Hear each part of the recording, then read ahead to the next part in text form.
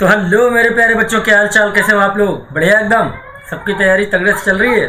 तो मेरे प्यारे बच्चों, जैसा कि आप सभी ने थंबनेल में देख लिया होगा कि आज की क्लास में हम लोग पढ़ने वाले हैं ह्यूमन आई और उससे रिलेटेड डिफेक्ट्स के बारे में।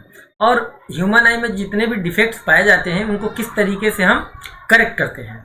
कुछ ऐसे भी डिफेक्ट्स होते हैं जो हमारे लिए एक तरीके से जन्मजात होते हैं, उन्हें हम ठीक नहीं कर सकते।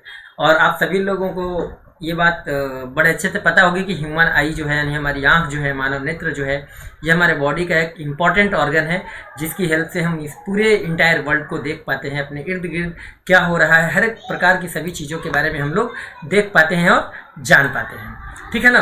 तो बिना किसी देरी के आज के इस लेक्चर को हम स्टार्ट करते हैं। तो आइए चलते हैं ह्यूमन आई के तरफ। तो ह्यूमन आई और मानव नेत्र, जैसा कि देखने में हमारा मानव नेत्र तो कुछ ऐसा ही होता है, जैसा कि आपके सामने स्क्रीन पर दिख रहा है चीज़ें, है ना, कि हमारा मानव नेत्र कुछ देखने में ऐसा ही होता है।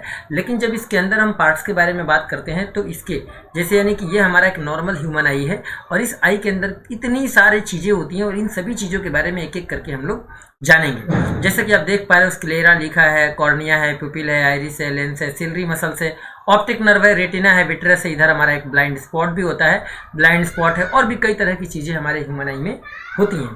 ठीक, और यहाँ पर एक अच्छा रेटिना दिया हुआ है, चलो अच्छी बात है। अब हम आगे चलते हैं। ये इसी का एक काफ़ी कह सकते हो कि एक्सपेंडेड डायग्राम है कि इसके अंदर हर तरीके की जो भी चीज़ें पाई जाती हैं, यानी ह्यूमन आई के अंदर जो टर्म्स हैं या कह लो जो उनके पार्ट्स हैं, उस पार्ट्स का हर एक नाम बाकायदा यहाँ पर दिया हुआ है इस पूरे डायग्राम में। तो ये आप देख सकते हो एक एक करके, और एक एक करके हम आपको बताएंगे भी, ऐसा नहीं कि हम आपको बताएंगे नहीं। सबसे पहले हम स्टार्ट करते हैं कॉर्निया से कि कॉर्निया क्या होता है। तो it is the transparent spherical membrane covering the front of the eye, यानी कि हमारे आँख के सामने का जो फ्रंट लेयर होता है, जो हमारे आँख को प्रोटेक्ट करता है, कवर करता है, और ये स्फेरिकल मेम्ब्रेन होता है। ठीक है, light enters the I through this membrane, इसी आउटर लेयर को, यानी कि जो हमारे आँख के सामने आउटर लेयर है, दैट इज कॉल्ड कॉर्निया। ठीक है ना? यानी कि जैसे हमारी ये आँख है तो इसके सामने जो ऊपर की जो लेयर है जिसमें से हो के लाइट इंटर करता है, उस आउटर लेयर को हम लोग कॉर्निया कहते हैं। जैसे कि यहाँ पर देख पा रहे हो, ये जो आउटर लेयर, ये जो पट्टी आपको दिख रही है, दिस पट्टी is known as cornea. Clear है? आपको समझ में आ गया कॉर्निया क्या होता है? ये कॉर्निया आपको दिख गया ना, ये हमारी आउटर लेयर है। अब आगे चलते हैं कॉर्निया के बाद। दूसरा होता है बेटा crystalline lens. The eye lens is a convex lens made of a transparent, soft and flexible material like a jelly made of proteins। और किससे बना होता है? प्रोटीन से बना होता है। किस तरीके का दिखता है? जेली जैसा होता है, फ्लेक्सिबल होता है, सॉफ्ट होता है, ट्रांसपेरेंट होता है। और इसका नेचर कैसा होता है? तो कॉन्वेक्स लेंस, यानी कि कॉन्वेक्स टाइप का उस लेंस का नेचर होता है। यानी कि हमारे आँख के अंदर, यानी जो हमारा ये ह्यूमन आई है, इसके अंदर एक लेंस भी लगा होता है। जैसे कि यहाँ पर आप ये जो पोर्शन आप देख रहे हो, ये आई लेंस है। इससे बना है तो ये प्रोटीन्स वगैरह से बना है। ठीक है ना? और ये लिक्विड फॉर्म में है एक तरीके से। ठीक है, काफ़ी लचीलापन होता है इसके अंदर, सॉफ्ट होता है, ट्रांसपेरेंट होता है, जिसके अंदर से होकर लाइट हमारी रेटिना पर इमेज क्रिएट करती है। तो ये है हमारा आई लेंस। ठीक, इसी इमेज को अगर हम यहाँ पर देखना चाहें तो इसमें आपको ये जो पोर्शन आपको दिख रहा है, दैट इज कॉल्ड लेंस। ठीक है, इसका शेप कैसा है? कॉन्वेक्स लेंस टाइप का। ठीक, तो दूसरी बात भी आपको समझ में आ गई। तीसरा यहाँ पर है आइरिस। आइरिस क्या है? तो it is a dark muscular diaphragm between the cornea and the lens. कि कॉर्निया और लेंस के बीच में एक मस्कुलर डायाफ्राम होता है। क्या होता है? मस्कुलर डायाफ्राम होता है। It control the size of the pupil. जैसे आप लोगों ने देखा होगा कि जब हम धूप में जाते हैं तो हमारा जो यहाँ पे पुपिल का साइज होता है वो थोड़ा कम रहता है, और जब हम डार्क रूम में आते हैं तो ये एक्सपेंड कर जाता है। ठीक है ना? तो ये आइरिस कहलाता है कि दोनों के बीच में जो एक मस्कुलर डायाफ्राम है, जो कि कॉर्निया और लेंस के बीच में जो कंट्रोल करता है साइज ऑफ द पीपल को, उसे हम आइरिस कहते हैं। ठीक, हो सकता है इसमें भी आपको आइरिस देखने को मिल जाए। देखो, ये आपको आइरिस है। तो ये जो पोर्शन आप यहाँ पर देख रहे हो, ये वाला, ये जो पूरा पोर्शन आपका है, ये हमारा क्या है? आइरिस का है। इस इमेज में भी आप देखना चाहो तो देख सकते हो कि ये जो आइरिस है, ये जो लेयर है आपका, ये पूरा हमारा आइरिस है। ये हमारा कॉर्निया है, ये हमारा क्या है? ये हमारा आउटर लेयर है, ये हमारा कॉर्निया हो गया, और ये हमारा आई लेंस है। दोनों के बीच में ये क्या है? तो ये एक मस्कुलर डायाफ्राम है, जिसे हम लोग आइरिस नाम देते हैं। क्लियर? ये हो गया। अब हमारे पास है पुपिल। ठीक है, तो it is the small hole between the iris through which light enters the eye. कि इसके अंदर में जैसे देखो, ये पुपिल है, ये पूरा ये आइरिस है, ये जो स्पॉट टाइप का आपको दिख रहा है ये पुपिल है। इसका साइज भी घटता बढ़ता है लाइट के प्रेजेंस के हिसाब से। इसी होल में से, इसी डार्क होल में से लाइट हमारे इंटर करके लेंस पर पहुंचता है।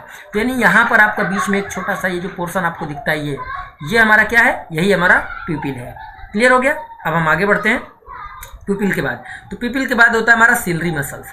तो जो आईलेंस हमारे आंख के अंदर है उसको होल्ड कौन करता है? तो सिलरी मसल उसको होल्ड करता है।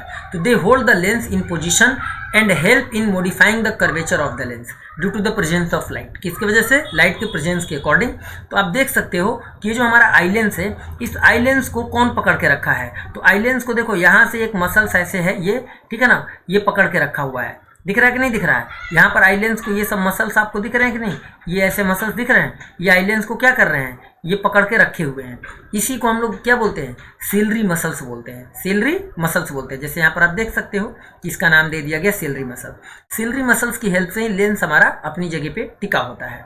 अब हम आगे बढ़ते हैं। इसके अलावा रेटिना। रेटिना एक स्क्रीन है जिस पर हमारी आंखों के अंदर इमेज बनता है, ठीक है। तो it is the light sensitive surface of I on which the image is form.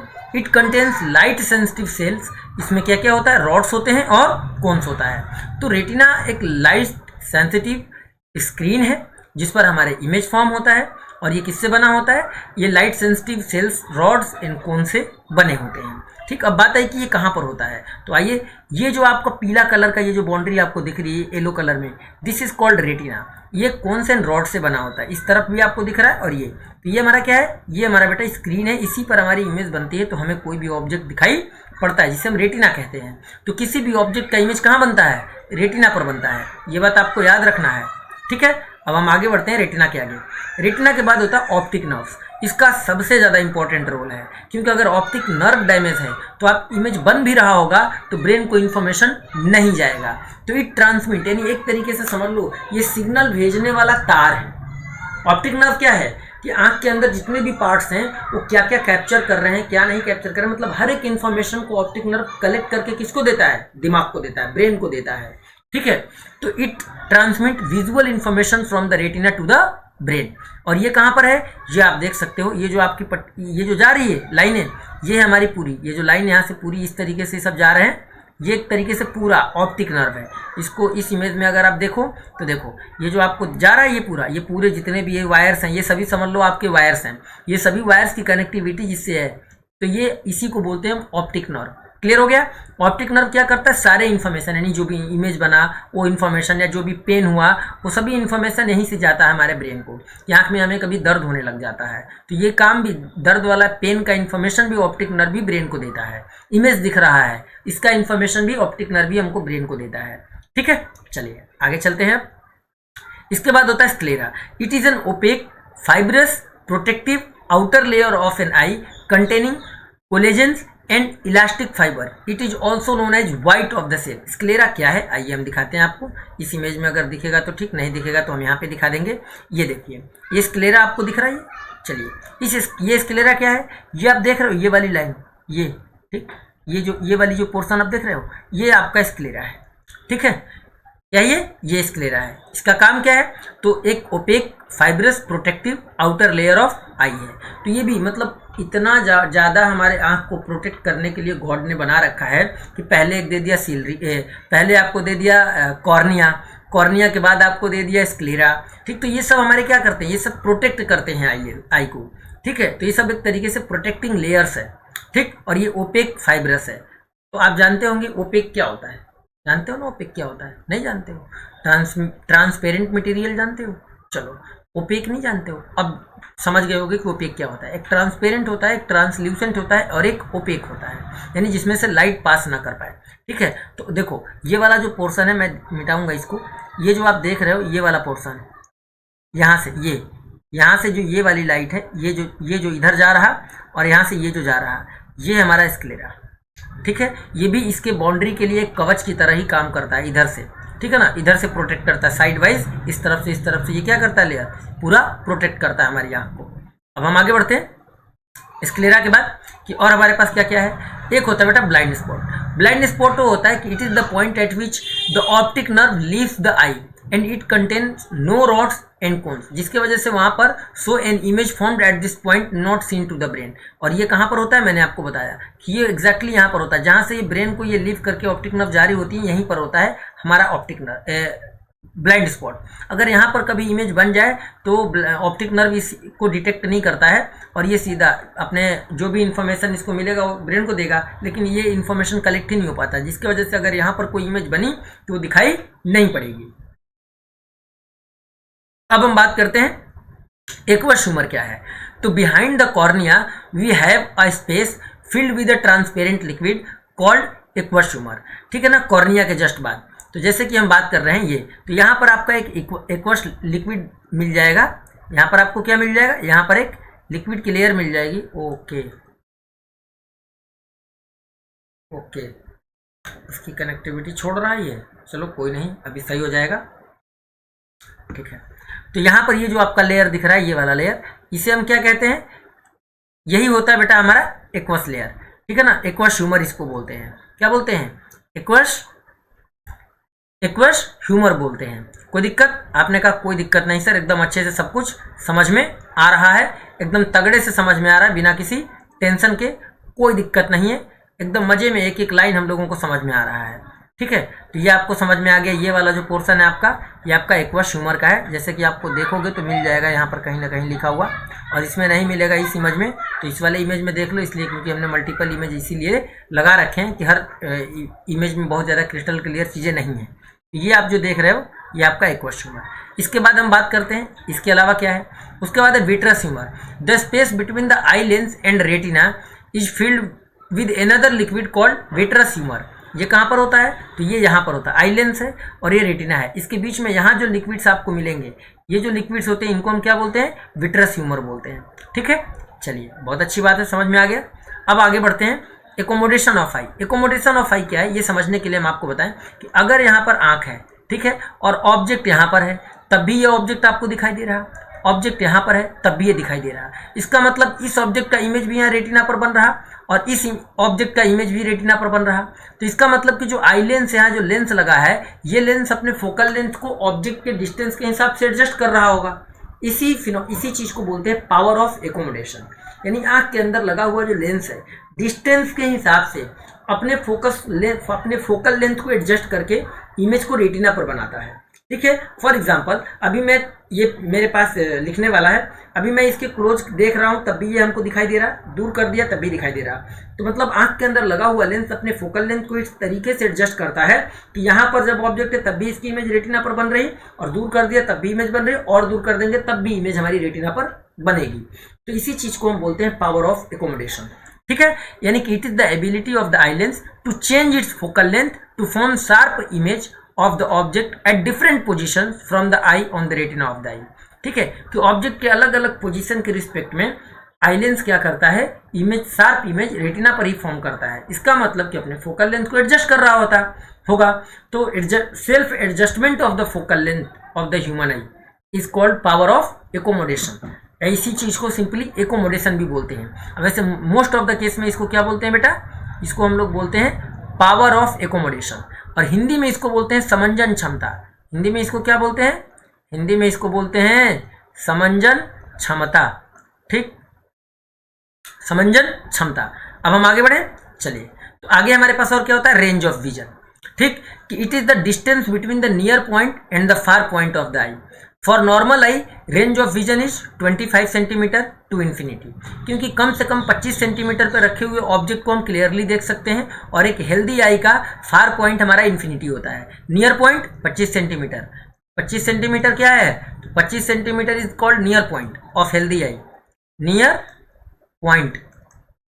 ठीक, और इन्फिनिटी क्या है, इन्फिनिटी है हमारा फार पॉइंट। क्या है बच्चों, यह है हमारा फार पॉइंट, किसका है, हेल्दी आई का। ठीक है, तो ये आपको याद रखना है, नियर पॉइंट फार पॉइंट। ठीक, नियर पॉइंट भी हमने आपको बता दिया, फार पॉइंट भी हमने आपको बता दिया। और ये बुक्स वगैरह में जो नॉर्मली इमेज होती हैं वो कलरफुल तो नहीं होती हैं मोस्ट ऑफ द केसेस में, ठीक है ना। और आज के टाइम पे नई नई बुक्स ऐसे भी आ रहे हैं जिनमें कलरफुल आपको इमेजेस देखने को मिल जाते हैं, लेकिन हमारे टाइम पे तो ब्लैक एंड वाइट वाला सिस्टम रहता था। तो ये भी एक ह्यूमन आई का ही फिगर है जिसमें आपको ब्लाइंड स्पॉट को भी दिख जाएगा। ठीक है, तो सारे मसल्स के बारे में, सारे पार्ट्स के बारे में जितना आपके एनडीए वगैरह में पूछा जाता है, या जितना बच्चों को क्लास 10th में पूछा जाता है, किसमें, क्लास 10th के आई में, ह्यूमन आई में पूछा जाता है, उतना सब अभी के अभी हमने आई से रिलेटेड टर्म्स बता दिए। अब हम चलेंगे आई डिफेक्ट्स में। कहाँ चलेंगे, डिफेक्ट्स ऑफ आई यानी डिफेक्ट ऑफ विजन, नेत्र दोष। तो नेत्र में कितने तरह के दोष पाए जाते हैं, तो एक होता है मेरे प्यारे बच्चों मायोपिया, जिसे शॉर्ट साइटेडनेस कहते हैं, और हिंदी में इसको निकट दृष्टि दोष कहा जाता है। नाम इसका निकट दृष्टि दोष है, अब मीनिंग इसके जस्ट उल्टा, यानी निकट का ऑब्जेक्ट दिखाई देता है, दूर का ऑब्जेक्ट दिखाई नहीं देता। तो it is a defect of eye due to which a person can see nearby object, यानी नाम है शॉर्ट साइटेडनेस या नियर साइटेडनेस या मायोपिया, लेकिन इसमें नियर बाई ऑब्जेक्ट दिखाई देता है। क्या होता है, नियर बाई ऑब्जेक्ट को हम देख पाते हैं। देख लो लिखा है साफ साफ कि a person can see nearby object clearly but can not see far object clearly.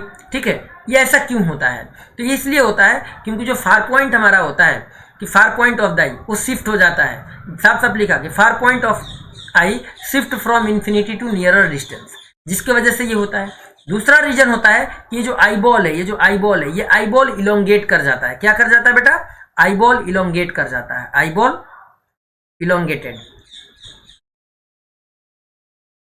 Elongated मतलब थोड़ा बड़ा हो जाता है, जिसके वजह से जो इमेज हमारी रेटिना पर बननी चाहिए वो रेटिना से पहले बन जाती है। जैसा कि आप इमेज में देख पा रहे होंगे इस दोनों फोटो में कि अगर एक नॉर्मल आई है विदाउट मायोपिया, तो नॉर्मल आई में अगर यहाँ पर कोई ऑब्जेक्ट है तो इसका इमेज एग्जैक्टली हमारा यहाँ रेटिना पर बना, लेकिन एक मायोपिया से डिफेक्टेड आई है, यानी कि इसमें नज़दीक की ऑब्जेक्ट दिखाई पड़ रही है और दूर का ऑब्जेक्ट दिखाई नहीं पड़ रहा है। तो ऑब्जेक्ट यहाँ पर मान लो रखा है तो इसकी इमेज रेटिना से पहले बन गई, ठीक है ना। तो ये होता है हमारा मायोपिया में। इस डिफेक्ट को दूर करने के लिए हम लोग क्या करते हैं, तो इस डिफेक्ट को दूर करने के लिए अगर हम कॉन्केव लेंस यूज कर लें, कौन सा लेंस यूज कर ले बेटा, कॉन्केव लेंस यूज कर ले, एप्रोप्रिएट फोकल लेंथ का या एप्रोप्रिएट पावर का, तो ये डिफेक्ट यानी कि जो इमेज हमारी यहाँ पहले बन रही थी वो इमेज अब सीधा ऑब्जेक्ट की, यानी कि इधर ऑब्जेक्ट है, इमेज पहले यहाँ बन रही थी, लेकिन अब कॉन्केव लेंस यूज करने की वजह से अब लेंस हमारी कहाँ बनेगी, अब इमेज हमारी रेटिना पर बनने लगेगी, जिसकी वजह से ऑब्जेक्ट हमको साफ साफ दिखाई देने लगेगा। ठीक है, इसी तरीके से होता है मेरे प्यारे बच्चों हाइपरमेट्रोपिया, लॉन्ग साइटेडनेस। इसको हम लोग दूर दृष्टि दोष भी बोलते हैं, हिंदी में इसे क्या बोलते हैं, हिंदी में इसे दूर दृष्टि दोष भी कहते हैं, दूर दृष्टि दोष। ठीक है, तो हिंदी में इसको दूर दृष्टि दोष भी बोलते हैं। दूर दृष्टि दोष में जस्ट उल्टा, यह नजदीक का ऑब्जेक्ट दिखाई नहीं देता, दूर का दिखाई देता है। ठीक है, तो इसमें क्या लिखा है, it is a defect due to which a person can see far away object clearly but can not see nearby object, यानी मायोपिया के जस्ट उल्टा होता है ये। ठीक है, इसमें दूर का तो दिखाई देगा, नजदीक का दिखाई नहीं देगा। नियर बाई ऑब्जेक्ट मतलब we can not see nearby object clearly, लेकिन जो फार अवे ऑब्जेक्ट है seen clearly, far away object seen clearly. अब जैसे नॉर्मल विजन है, ये लाइट आ रही है, कहीं ऑब्जेक्ट है, हमारा इमेज रेटिना पर बना, लेकिन अगर डिफेक्टेड आई है तो रेटिना के पीछे बनता है इमेज, यानी कि यहाँ पर साफ इमेज रेटिना पर नहीं बनता। और इसको सही करने के लिए हम क्या करते हैं कि अगर यहाँ पर एप्रोप्रिएट फोकल लेंथ का कॉन्वेक्स लेंस यूज कर लें तो जो लाइट आपको यहाँ पर दिख रहा है ये आपको यहाँ पर कन्वर्ज हो जाएंगी, जिसके वजह से अब इधर का ऑब्जेक्ट हमको साफ साफ, दूर वाला ऑब्जेक्ट भी यहाँ साफ साफ दिखाई देने लगेगा। तो इसको सही करने के लिए हम कॉन्वेक्स लेंस यूज करते हैं। क्या यूज करते हैं बच्चों, कॉन्वेक्स लेंस यानी कि उत्तल लेंस यूज करते हैं। क्या याद रखना है आपको, उत्तल लेंस यहाँ पर हम लोग यूज करते हैं, जिससे कि हम इस डिफेक्ट को सही कर सकें। इसके बाद हमारे पास और भी डिफेक्ट्स होते हैं, जैसे इसके अलावा, अच्छा इसका रीजन भी जान लो, रीजन भी तो पूछा जा सकता है कि इसका क्या रीजन है, इसका क्या रीजन है। तो इसका रीजन ये है बेटा कि आईबॉल हमारा छोटा हो जाता है, आईबॉल क्या हो जाता है, छोटा हो जाता है। नियर पॉइंट शिफ्ट हो जाता है दूर, नियर पॉइंट दूर शिफ्ट हो जाता है, ठीक, और आईबॉल छोटा हो जाता है, जिसकी वजह से रेटिना पर इमेज बनने के बजाय रेटिना के पीछे बनता है, बिहाइंड रेटिना इमेज बनने लगता है। तो ये दोनों रीजन आपको याद रखने हैं। इसके बाद हम आगे बढ़ते हैं और डिफेक्ट में। एक होता है प्रेस बायोपिया, ये देखो बेसिकली ओल्ड एज में आता है, और प्रेस बायोपिया का मतलब हो गया दोनोर तरह का डिफेक्ट, यानी इसमें हमारा मायोपिया भी होगा, मायोपिया भी पाया जाएगा, और इसमें हाइपरमेट्रोपिया भी होगा, हाइपरमेट्रोपिया भी होगा, मेट्रोपिया, दोनों ही डिफेक्ट एक साथ पाए जाते हैं। जैसे ओल्ड एज में आप लोग देखते होंगे कि जो चश्मा बनाया जाता है, तो मान लो ये एक चश्मा का केवल एक लेंस है, तो इसमें नीचे की तरफ ऐसे भी होता है। ये वाला नीचे वाला लेंस हमारा जो होता है ये कॉन्वेक्स लेंस लगा होता है, जो नज़दीक की चीज़ों को देखने में मदद करता है, और ऊपर वाला जो लेंस लगा होता है ये कॉन्केव लेंस होता है। कौन सा, कॉन्केव लेंस होता है, जो कि दूर की चीज़ों को देखने में हमारी मदद करता है। ठीक है, तो बेसिकली ये ओल्ड एज में होता है। ठीक। और ये भी कह सकते हो कि ये एक और रीजन है जिसकी वजह से होता है कि हमारी आई लेंस जो है अपने पावर ऑफ एकोमोडेशन को लूज कर देता है। किसकी वजह से? Due to losing power of accommodation, ठीक है ना, losing power of accommodation, losing power of accommodation. इस वजह से यानी समंजन क्षमता हमारी आंख की खत्म हो जाती है, एकोमोडेशन, ठीक। समंजन क्षमता लॉस हो जाता है, बहुत कम हो जाता है, घट जाता है, जिसके कारण ये डिफेक्ट हमारे आंखों में पाया जाता है कि ना ही नज़दीक का इमेज बन पाता है रेटिना पे साफ साफ, ना ही दूर का इमेज रेटिना पर बन पाता है, जिसकी वजह से हमको ना तो नज़दीक का दिखाई देगा ना दूर का दिखाई देगा। इसको करेक्ट करने के लिए एप्रोप्रिएट फोकल लेंथ के कॉनकेव और कॉन्वेक्स दोनों ही लेंस एक साथ स्पेक्टिकल्स यानी चश्मे में यूज किए जाते हैं। उसके बाद होता है एक और डिफेक्ट जिसे स्टिग्मेटिज्म कहा जाता है। ये क्या है? इन this defect a person can not focus on horizontal and vertical line at the same time at the same distance at the same time, कि अगर सेम डिस्टेंस पर हॉरिजॉन्टल और वर्टिकल लाइन्स हैं तो हमारी आंख क्या करती है? अगर हॉरिजॉन्टल को देख रही है तो वर्टिकल को इग्नोर कर देगी, अब वर्टिकल को देख रही है तो हॉरिजॉन्टल को इग्नोर कर देगी। तो this defect can be removed by using suitable cylindrical lens. इसको कैसे दूर करते हैं? सिलिंड्रिकल लेंस यूज करके, ठीक है। इसके बाद होता है बेटा कलर ब्लाइंडनेस। कलर ब्लाइंडनेस एक जन्मजात बीमारी होता है, ये एक तरीके का जेनेटिक कह सकते हो होता है, ये ठीक नहीं होता। इसमें लेंस यूज कर सकते हैं, इसमें लेंस यूज कर सकते हैं, हाइपरमेट्रोपिया में कर सकते हैं, मायोपिया में कर सकते हैं, लेकिन कलर ब्लाइंडनेस में नहीं होता है, ठीक है। इसमें हमारा ये होता है कि हम मल्टीपल कलर अगर दे दिया जाए तो कुछ कलर्स को हमारी आंख इग्नोर कर देती है, उसको डिटेक्ट नहीं कर पाता। यानी in this defect a person is unable to distinguish among few colours, कि अगर बहुत सारे कलर्स हों तो उसमें डिफ्रेंशिएट करना मुश्किल हो जाता है, जिस आंख से उस आंख में कलर ब्लाइंडनेस जैसा दोष पाया जाता है, ठीक है। The reason of this defect is the absence of cone cells sensitive for few colours, क्योंकि हमारे रेटिना जो स्क्रीन है उस पर वो हमारे रॉड्स और कोन सेल से बने होते हैं, तो कुछ अलग अलग कलर्स के कोन सेल्स अब्सेंट होते हैं, जिसके वजह से हम डिफ्रेंशिएट कलर्स को नहीं कर पाते एट द सेम टाइम, ठीक है। इस डिफेक्ट को हम लोग किसी भी तरीके से ठीक नहीं कर सकते, ये जन्मजात है। यानी जो इंसान इस डिफेक्ट के साथ पैदा हुआ वो इसी डिफेक्ट के साथ मरेगा, इसको हम कुछ नहीं कर सकते। इसके अलावा भी डिफेक्ट होता है जैसे कि कैटरेक्ट। कैटरेक्ट को बेसिकली मोतियाबिंद कहते हैं, कि जब हमारे कॉर्निया के ऊपर एक और थिन मेम्ब्रेन वाइट कलर का डेवलप हो जाता है, जिसकी वजह से प्रॉपर लाइट आंख के अंदर नहीं जाती, ठीक है ना, तो इस वजह से हमारी जो पावर है आंख की वो चली जाती है, या कंप्लीटली भी जा सकती है या पार्शियली भी जा सकती है। इस डिफेक्ट को हम लोग कहते हैं कैटरेक्ट, ठीक है। जो हमारे आंख के सामने यानी यहाँ पर जो हमारी आंख है, हम आपको बताते हैं, आपको परेशान नहीं होना है। आ जाओ भाई अखिया, अखियों से गोली मारे सैया हमारो, गाना सुने हो? देखो, तो इसके ऊपर क्या होता है ना कि एक हल्की सी एक लेयर आ जाती है, जिसके वजह से ब्लॉक कर देता है लाइट को, विजन को ब्लॉक कर देता है, तो इसको हम बोलते हैं मोतियाबिंद। इसको हटाने के लिए क्या किया जाता है? सीधा सर्जरी, यानी सीधा ऑपरेशन कराओ, कैटरेक्ट हटवाओ, मोतियाबिंद हटाओ। तो मोतियाबिंद का आजकल सबसे आसान सा तरीका यही है, सर्जरी करा लो, ठीक है। तो इससे हमारा ठीक हो जाता है ऑपरेशन से, ठीक है। तो this defect can be removed by removing this membrane through surgery. तो आपको इतने सारे डिफेक्ट्स होते हैं और हर डिफेक्ट को ठीक करने का तरीका भी हमने आपको बता दिया। तो आई होप आपको ये क्लास बहुत अच्छे से मज़ा आया होगा, और अगर आपने ये क्लास पूरे अच्छे से एंजॉय किया है तो इस वीडियो को लाइक करें, दोस्तों में शेयर करें और इस चैनल को सब्सक्राइब करना ना भूलें। तो फिर मिलते हैं, अखियों से गोली मारे सैया हमार हो। चलो, इतना बहुत है।